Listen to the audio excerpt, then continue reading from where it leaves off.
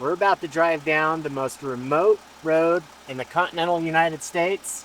And for the next couple nights, we're going to call this home. The Magruder Corridor is a 100-mile dirt road that winds between Elk City, Idaho, and Darby, Montana.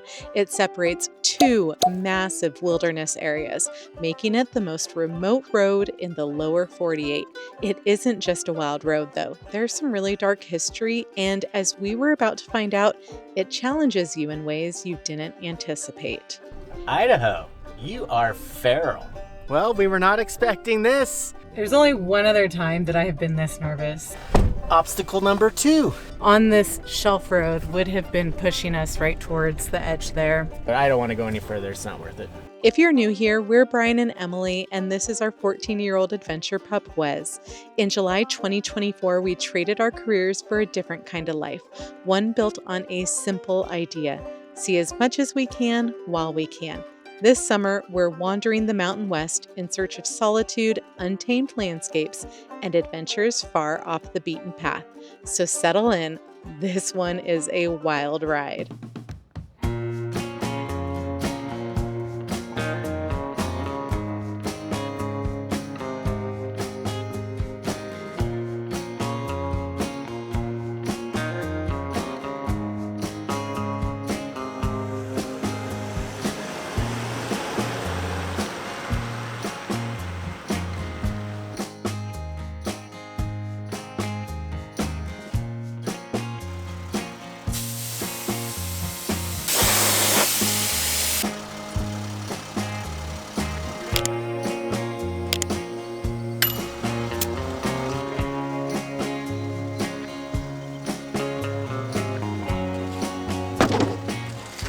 See what this road throws at us.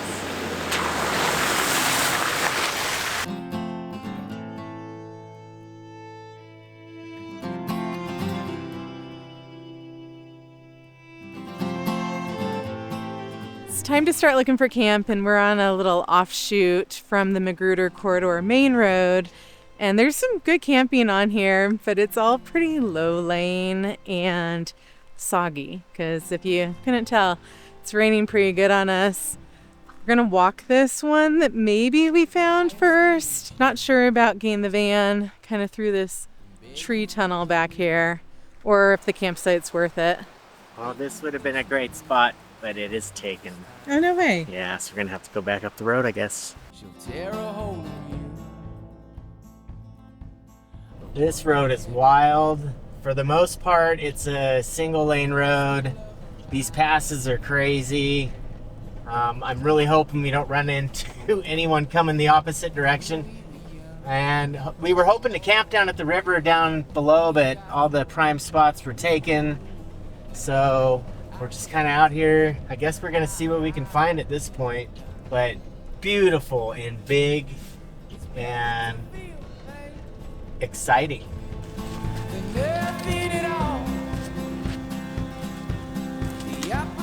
Our first mini obstacle. This place gets trashed in the winter. Pay attention now.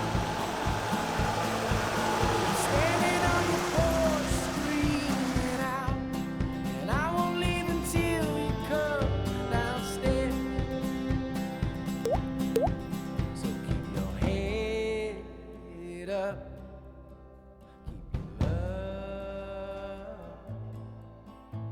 Keep your head up. As we've been going along, we came to a little commemorative plaque here that talks about why the Magruder Corridor is called the Magruder Corridor, and it all relates back to a pretty horrible massacre that happened in 1863 when Lloyd Magruder was carrying about $20,000 worth of gold dust, which would be the equivalent of like maybe $500,000 today, and he had hired 4 men to help guide him on this route. Well, I guess in their sleep, those 4 men decided to murder Lloyd Magruder and his companions, take the money, and fled. It was later that those men that murdered Magruder and his companions were actually tracked down by one of Magruder's friends and brought back here to Idaho for the first legal hanging in the state. So you can say that justice was served. The massacre actually happened on the ridge right behind me here, about 3 miles northeast as the crow flies.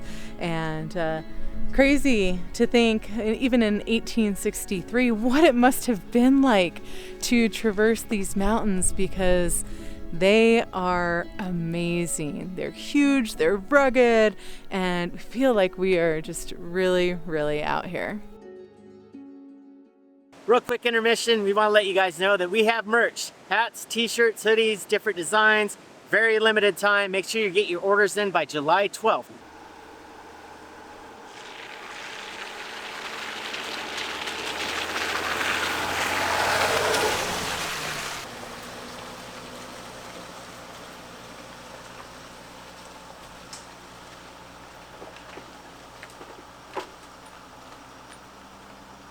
Well, we were not expecting this.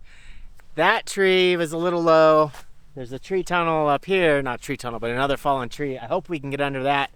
And no one has driven on this since it snowed. So this is really turning into an adventure.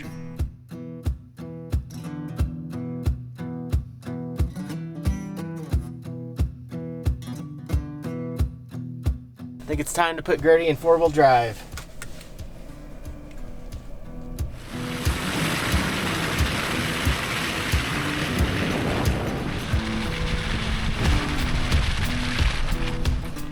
I did not wear the right shoes for this.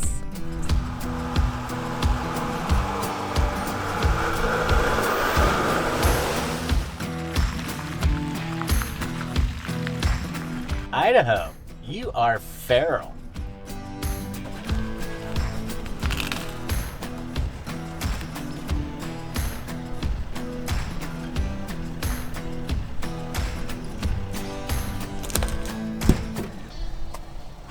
Might be putting boots on here in a bit. I think we both have wet feet now.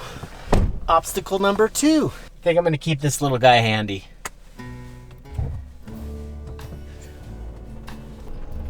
I hope we can make it through. Otherwise we're turning around and we got a long drive back if that's the case. Got some more work to do. Time to put on some boots.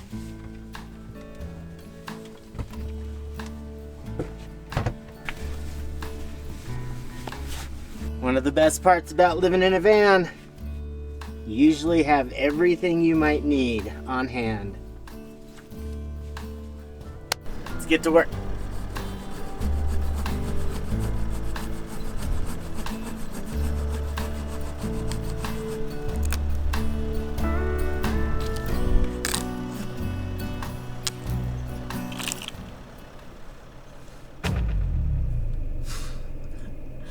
Okay, just had a moment. We started to slide. On this side is like a massive drop off, and up ahead of us right here is a snowdrift that would really put us off camber. We could probably get over the snowdrift if it didn't have a massive drop, and it makes me really nervous. Not gonna lie. Shelf roads are not fun. No. Especially in a really heavy van with snow. This is just when it's just safe to call it. They don't plow this road, and these snow drifts are 4 to 5 feet the further up you look, so they're not going to be clearing this. I don't think we're going to be able to get over anytime soon, so kind of a bummer, but at least we know we got a place to go stay for the night, and then we'll figure out a game plan from there. But I think I'm going to have to back down this road for a while. I'm glad we have the Wolfbox, because now I have a rearview mirror and I can just stay in my tracks. Oh my gosh, seriously. Sketchy. This is sketchy. Real quick, I want to take a minute to thank today's video sponsor, which could not be more fitting for this video, and that's our Wolfbox G900 Pro, which without it, this would have been 10 times as bad.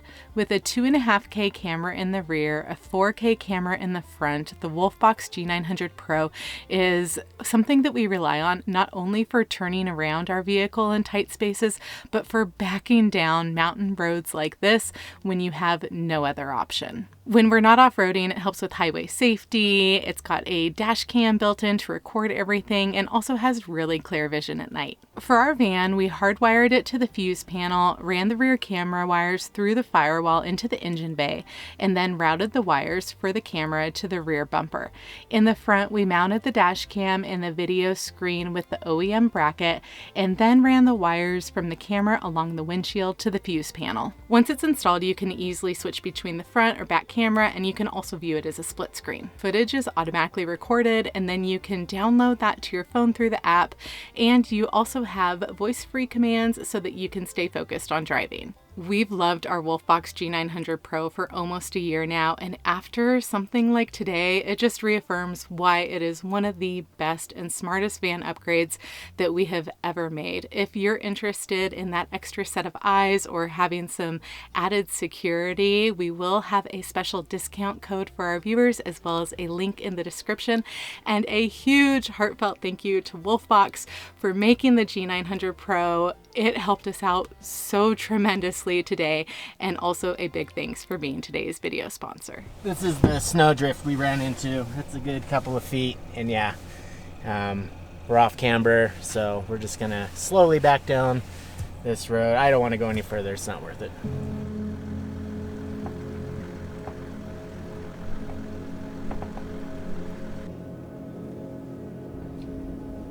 I'm literally using all of the mirrors, all of the cameras. Going very slow because it did get really slick. I think I see a turnout though. Somewhere we're gonna be able to turn around. I hope so. There's only one other time that I have been this nervous in this van, and I think you know what that is. Is that Moab? Moab. Oh God. No, I blocked that out. No, the other time in the snow when we almost rolled the van. Yeah. And we're from Tahoe, so we're used to snow. It's 4-wheel drive. We've got great tires on it. But when you feel that slip towards a drop-off, nope. Mm-mm. The other thing, too, you mentioned, I don't think we got it on camera, though, is like, we still don't know like what's ahead from here. We have no idea how many more snowdrifts we would encounter, which is sketchy. Definitely more trees, down trees. Yes. And the weather's supposed to be pretty bad for the next like 3 to 4 days. It's just supposed to keep, well, at the, what we were seeing was rain in the forecast. We were not seeing snow, but obviously the snow levels are like where we are right now, which is like 7,000 feet. Well, this road, once we left the river, we just climbed and climbed and climbed. We thought we were at the top a couple of times, some false summits. And yeah, we don't know. Are we even close to the summit? It's okay. These things happen. It's got to keep calm. That turnout I was hoping for was a false turnout. This is okay. And I don't think we haven't seen any traffic, so I'm not too worried about anyone coming up behind me. And if they do, they're gonna have to do the same thing I am, because they're not gonna be able to get around us. It's times like these I wish I didn't give up drinking this year. We've been backing up for about a half a mile. Hopefully we get a little break here and a spot to turn around so I can breathe for a minute. Nice and easy. Well, we found a spot to turn around. It's tight, but there's a healthy tree behind us and a nice big dry spot. So I'm gonna do like a, I don't know, 75-point turn here. This is probably the safest spot I've seen so far. And if we were to go off the shelf road, we wouldn't go very far.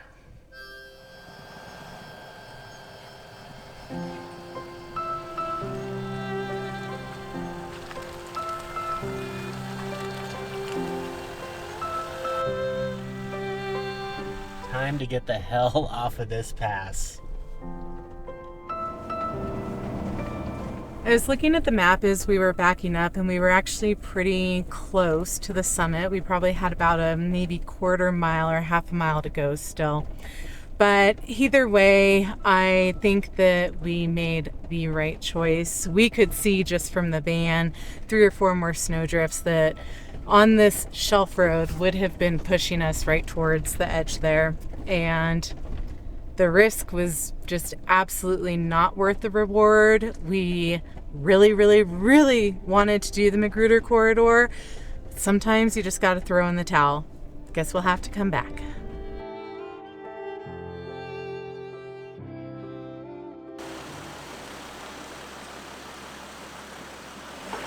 That turned into a lot longer of a drive day than we wanted to. I think in total we've been in the van for like 7.5 hours driving today, but we did find this cool little spot down by a creek here. I think this is going to be home tonight. Obviously, not being able to make it through the Magruder Corridor is going to change everything for the next couple of weeks. We'll talk about that later, but it's almost 8 o'clock now, so we're going to make some dinner. You like broccoli, buddy? No, you're just going to leave it in our bed? That's rude.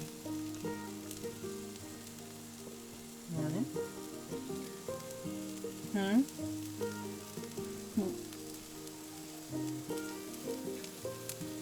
You eat cauliflower, but you don't eat broccoli.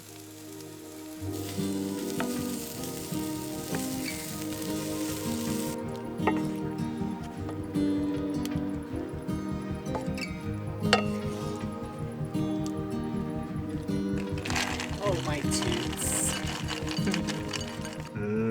Thanks, babe. You're welcome. Like a 10-hour drive day. It was long. Beef and broccoli. That's okay. I will enjoy this. Thank you so much.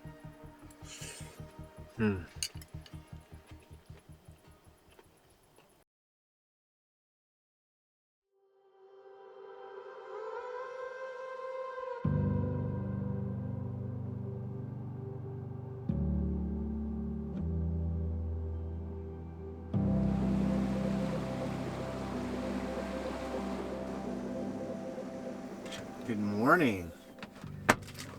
Definitely rained on us last night. We're glad we didn't stay up on that pass, and we're still trying to figure out our next plan because our original plan got completely turned upside down. But I think we've come up with a bit of a plan B, so we will talk a little bit about that later. First things first, coffee.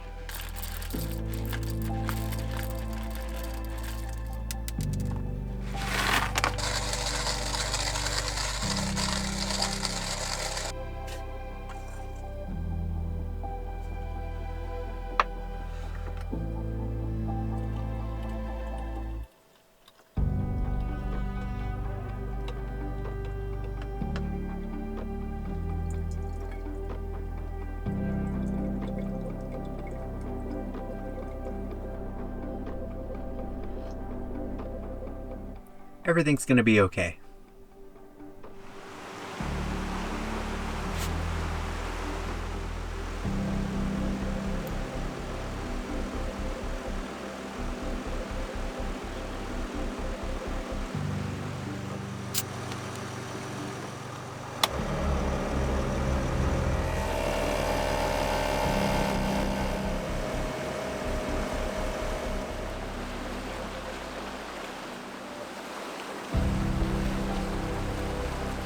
After hundreds of miles of dirt roads, we are aired up, ready to hit the road. We decided to air up here at camp because there's only a few more miles of dirt before we hit pavement.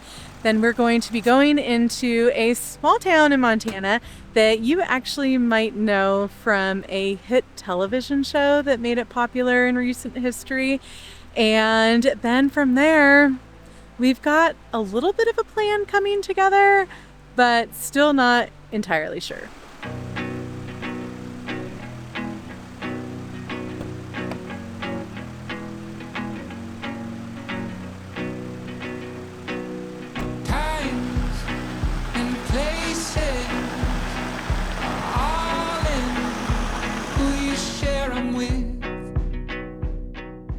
This is the filming location for the Dutton Ranch in Yellowstone. You could not ask for a more beautiful setting here. It is still a private working cattle ranch. They don't do tours. There are several months out of the year that you can rent one of their smaller rustic cabins that they have. They have one named Rip and they have one named Lee, but those book out really far in advance. Keeping close who you spending with. We were planning on spending a couple nights in the backcountry, but since we had to come through another town, figured we might as well fuel up, top off on water, get rid of trash. And the spot we're thinking about going is going to be equally as remote as before, so why not do it now?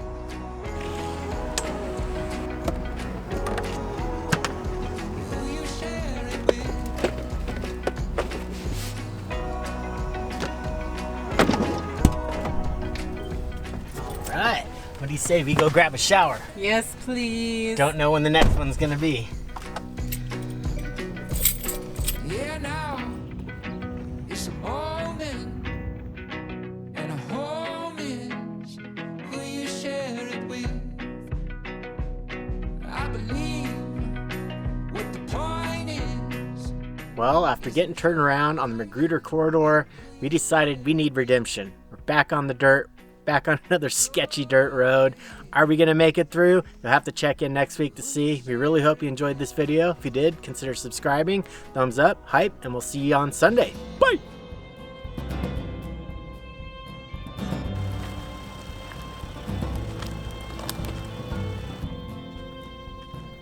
Idaho, you are wild. We are definitely not getting through here. I'm glad we brought this. I'm a little concerned, but